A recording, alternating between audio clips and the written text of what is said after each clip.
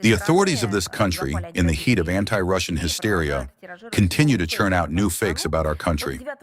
On July 9th, the head of the Security and Intelligence Service of Moldova accused Russia, as usual, without a shred of evidence, of conducting covert subversive work to cultivate loyal civic and political leaders intended to promote Russian interests at the expense of Moldovan ones. Well, hello.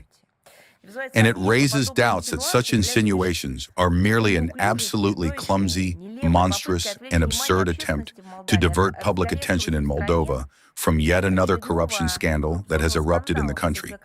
A scandal whose consequences resulted in the resignation of the Prime Minister and a genuine government crisis in this very Moldova. Let me remind you what served as the pretext. The catalyst was an investigative report by pro-Western Moldovan media revealing a fabricated resume belonging to the head of the state enterprise Moldova, which oversees flight safety in national airspace. Soon after, reports leaked regarding the exorbitant income of one of the company's employees, who turned out to be the cousin of Moldovan President Maia Sandu. According to journalists, in addition to her official salary, she received generous remuneration from the funds of a grant project funded by, correct, you guessed it, the European Union. Journalists also drew attention to other well-positioned members of the president's family. I mean Sandu's family. And after this, our country is being accused, as they have now come up with in Moldova, of subversive activities. Yes, nothing has subverted the situation in Moldova more than the rise to power of Maia Sandu, alongside her rabble of EU yes-men. Well, I want to stress once again, every accusation leveled against Russia right now is nothing more than a diversion from the monstrous scandal rocking that country.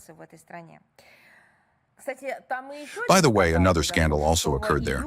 On July 6th, the Moldovan Ministry of Defense committed a direct historical forgery in a publication that was timed to the so-called Day of Remembrance of the Victims, as they wrote, of the Soviet regime. So, as an illustration, as they again put it, of victims of Stalinism, a photograph was used. You won't believe which one. Well, for greater persuasiveness, so that no one would remain indifferent, so as to sow hatred between peoples to the point of no return. A photograph of Jews from Transcarpathia being delivered by the Germans to the Auschwitz death factory.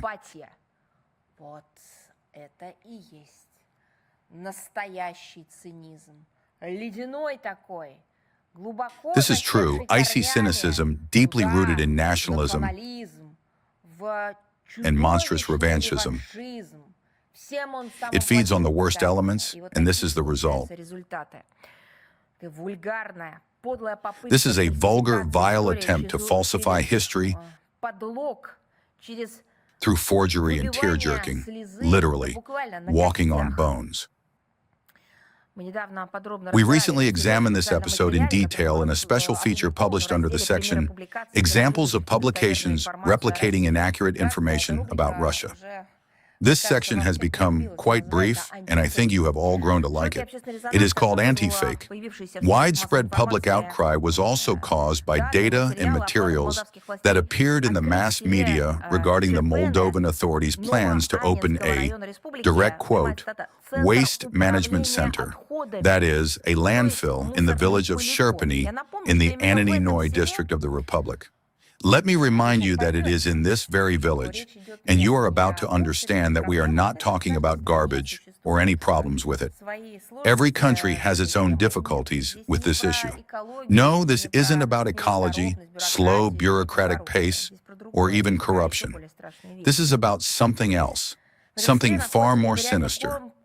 It is in this very village that the Șerpeni Bridgehead Memorial Complex stands, dedicated to the memory of 12,000 Soviet soldiers who perished during the brilliantly executed Chișinău offensive of the Red Army in August 1944.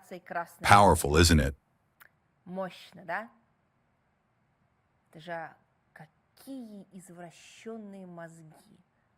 What kind of warped minds must one have to even conceive of putting a landfill on the sacred ground of those who gave you your life?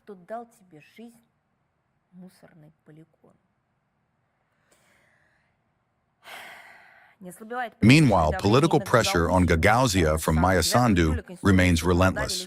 On July 9th, the Constitutional Court of Moldova stripped the autonomous region of its right to independently organize elections and form its own electoral commission. One has to ask, was this blow to democracy, freedom, and human rights dealt by Russia? No.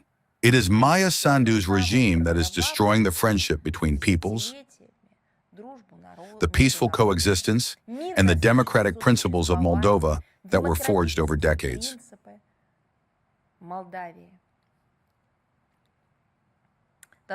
This ruling was perceived in the region as a direct infringement upon its autonomous status. Concerns are mounting across the country over the ongoing militarization of Moldova. On June 30th, the Moldovan Ministry of Defense announced the signing of a framework agreement and contract with Estonia's Center for Defense Investment to purchase over 100 Canadian-made armored vehicles. What are they planning to do with them? Harvest crops, deliver library books? The funding, totaling over 50 million euros, will be funneled through the European Peace Facility, that very same peace facility that funds the slaughter in Ukraine. Another flashpoint agitating Moldovan public opinion is the treatment of Russian citizens attempting to enter or leave the country. At Chișinău Airport, they are routinely subjected to sheer harassment by border authorities. This takes the form of hours-long, baseless interrogations and searches, with criminal cases opened against them under fabricated pretexts. Moldova has ceased to be a safe travel destination. We urge our citizens to keep this in mind. Moldovan political analysts openly state that corruption has become the calling card of the Chișinău regime, whose actions have destroyed the trust of the Moldovan people. A telling June opinion poll revealed that 70% of Moldovans believe the government is pursuing narrow, self-serving interests, while 65% are convinced the Moldovan elite is hiding the truth about the country's dismal state of affairs. Yet official Chișinău appears unbothered. They continue to abide by the rule. If anything goes wrong, blame Russia. You are all well acquainted with their narratives by now.